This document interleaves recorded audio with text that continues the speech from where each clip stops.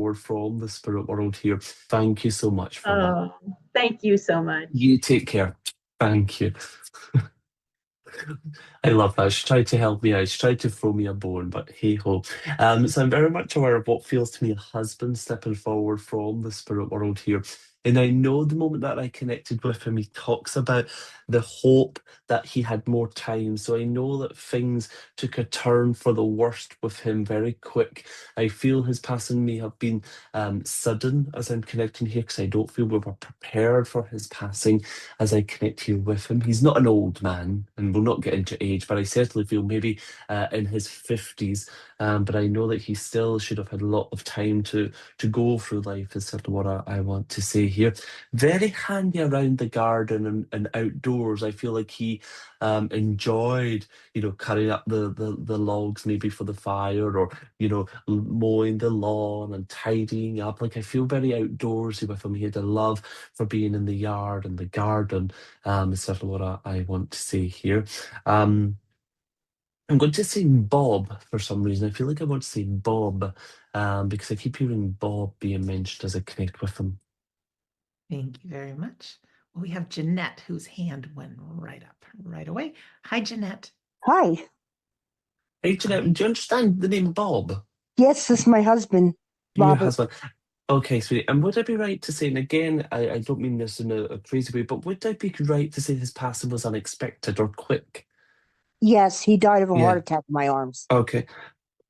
Okay, sweet. Because I just got this whole impression of being sad that I left so soon, or sad that I left the way I did because we still had so much to do, or we still had so much time to have together, is what he made me feel here. And I know as I connected with him, and I mean this politely, but he never thought that that would happen. He never thought life would catch up on him, or he never had a reason to be scared or to think about if he was to die or if he was ill. He was very much a glass half full type of man rather than a glass half empty. Exactly. Very positive, very optimistic. His heart attack came out of nowhere. He had no heart Yeah, problems.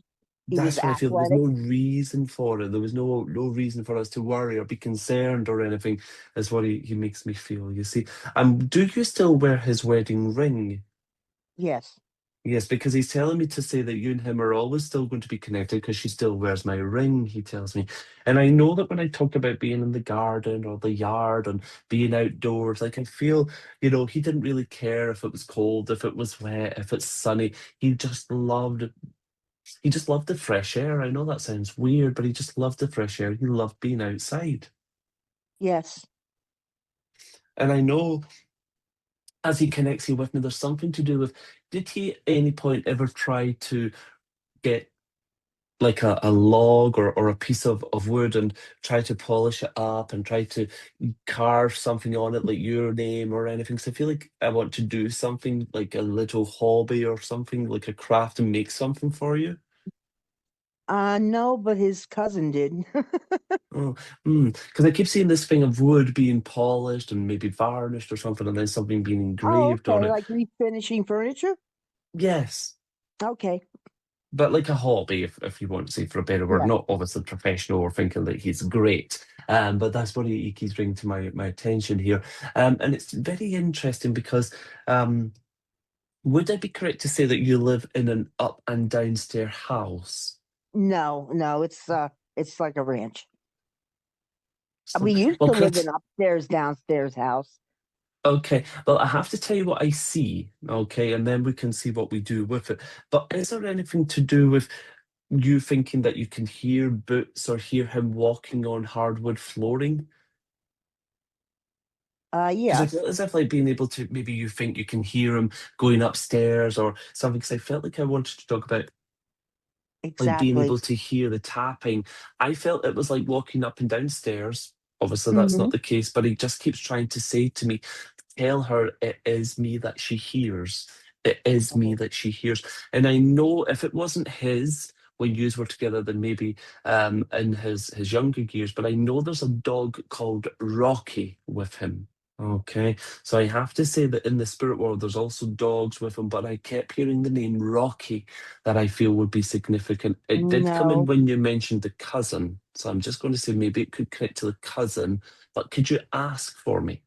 Okay, because I know Yeah. that I need to say that there's something to do with let everyone know that Rocky's there. Okay, Okay.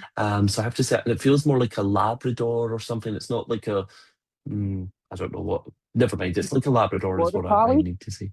No, no, that's what I was about to say. It's not like a sheepdog or a border collie or a shepherd. It's more like a lab type dog, and I feel it's brown. If that makes any difference. But let's keep seeing what else he brings to me or what else we have here. Um, he never used to at any point like practice or play like an acoustic guitar or a ukulele or anything, did he? Yes. Yeah, because I feel like he's sitting on this porch and I can hear him like if you want to say strumming away with the strings, if I could say it to you. And he just makes me feel very much content, very in his world, very, very happy where he is. And I know that his gentle reminder to you today is he's up there writing a love song for you. Okay. Oh. And I know that I just want to say, be happy that I'm happy. Be happy that we had what we had together. He devoted and dedicated every fiber of his body to you to give you a good life, to give you a happy life. And he says to me, that it may not have always have been perfect, he says, but girl, boy, was it worth it. Boy, was it worth Well, it. we married Um, 35 years, though. oh, that's amazing. That's incredible. I don't know the song. I've heard it before, but you know the song. I hear the train coming. It's coming down the track. Doo-doo." I don't know who that is. I think it's Johnny Cash, but we'll not Yeah, split hairs. But I just feel he's got his music on. I know that around you there may be some old records or tapes or something that maybe he liked listening to in the car and things as well. But he's yeah. telling me to say to you he appreciated every moment that he had you by his side. He felt like he didn't just win the Powerball, he won the bonus as well because you were Oh, his dear lady. You were by his side. He is telling me to say to you, and I'm sorry for what I'm going to say, but it wasn't your job to save him. It was your job oh, to love him.